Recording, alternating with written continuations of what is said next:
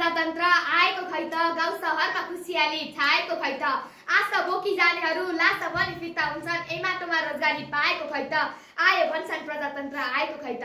धन्यवाद। कार्यक्रम सञ्चालकज्यू, आदरणीय सभाका सभाध्यक्ष महोदय, मञ्चमा विराजमान कार्यक्रमका प्रमुख अतिथिज्यू, विशिष्ट अतिथिज्यू, अन्य अतिथिज्यूहरू, निष्पक्ष निर्णायक मण्डल, विभिन्न विद्यालयबाट पाल्नुभएका आदरणीय गुरुवर्गहरू, प्रतिस्पर्धामा आफूलाई खर साबित गरी विजयको माला पहिरिन तयार रहनुभएका मेरा प्रतिस्पर्धी मित्रहरू तथा बागलुङ नगरपालिकाद्वारा आयोजना गरिएको यस गरिमामय कार्यक्रममा उपस्थित सम्पूर्ण महानुभावहरू, अमर आदर्श माध्यमिक विद्यालयको कक्षा 6 मा अध्ययनरत छात्र प्राञ्जल पौडेलको तर्फबाट स्वीकार्नुहोस् न्यानो नमस्कार।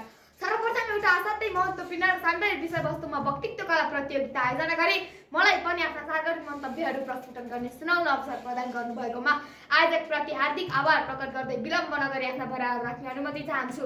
आजको मेरो वक्तृत्व कलाको विषयवस्तु रहेको छ प्रजातन्त्र दिवसको महत्त्व। वास्तवमा प्रजातन्त्र भनेको जनताको तन्त्र वा जनताको शासन हो। प्रजातन्त्र शासनको त्यो रूप हो जहाँ शासन सत्ता जनताको हातमा हुन्छ, त्यसैले जनताको नियन्त्रणमा रहने सबै राजनीतिक शासन प्रणाली नै प्रजातन्त्र हो। पूर्व अमेरिकी राष्ट्रपति तथा महान दार्शनिक अब्राहम लिङ्कनका अनुसार जनताले जनताद्वारा जनताकै लागि सञ्चालन गरेको शासन नै प्रजातन्त्र हो। महोदय, नेपालमा 2062-63 को जनआन्दोलनपछि प्रजातन्त्रलाई लोकतन्त्र भनेर सम्बोधन गरेको मानिन्छ। हामीले यसलाई जनतन्त्र, लोकतन्त्र या प्रजातन्त्र जे भनेर सम्बोधन गरे पनि अङ्ग्रेजीमा यसको एउटै शब्द डेमोक्रेसी हो र डेमोक्रेसी भनेको नै जनताको शासन हो। त्यसैगरी प्रजातन्त्र दिवस भन्नाले नेपालमा प्रजातन्त्र आएको दिन विक्रम सम्वत 2007 साल फागुन 7 गतेको दिन, जहाँ नि हुकुमी राणा शासनको अन्त्य भएको दिन, राणा शासकहरूको 104 वर्ष लामो वंशीय र निरङ्कुश शासनको समूल नष्ट भई मुलुकमा प्रजातन्त्रको दियो बालिएको दिन हो। त्यही ऐतिहासिक दिनको सम्झनामा हरेक वर्ष फागुन 7 गते मनाइने राष्ट्रिय दिवसलाई प्रजातन्त्र दिवस भनिन्छ। सभाध्यक्षज्यू, नेपालमा प्रजातन्त्र सहजै आएको अवश्य होइन। यो युगान्तकारी परिवर्तनका लागि नेपाली आमाका सपुतहरूले आफ्नो प्राणको आहुति दिँदै थोपा थोपा रगतले बलिदानको गाथा कोरेका थिए।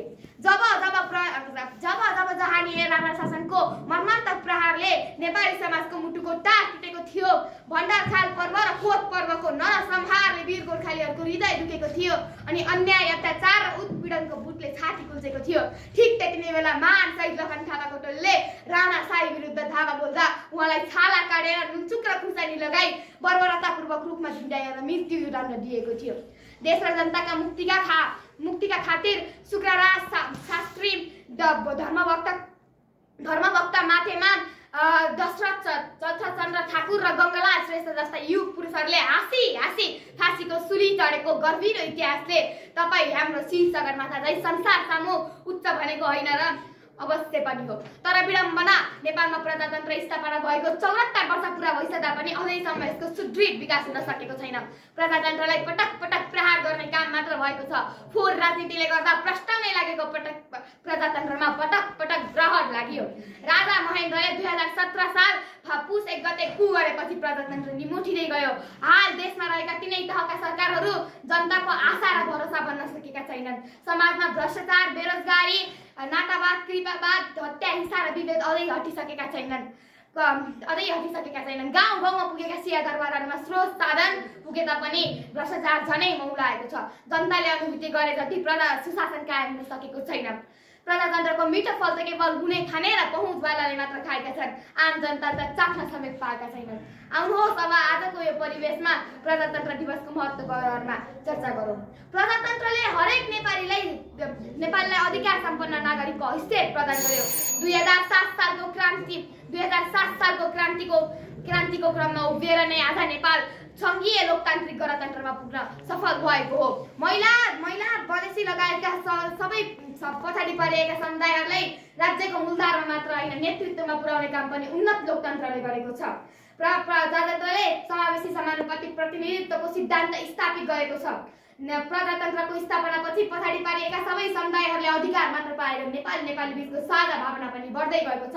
देशमा प्रजातन्त्र छ त आज हामी यसरी भेला भएर आफ्ना विचारहरू मन्थन गर्दै खुल्ला पंक्षी जस्तै नाच्न, बाँच्न अनि हाँस्न सक्ने भइसकेका छौँ।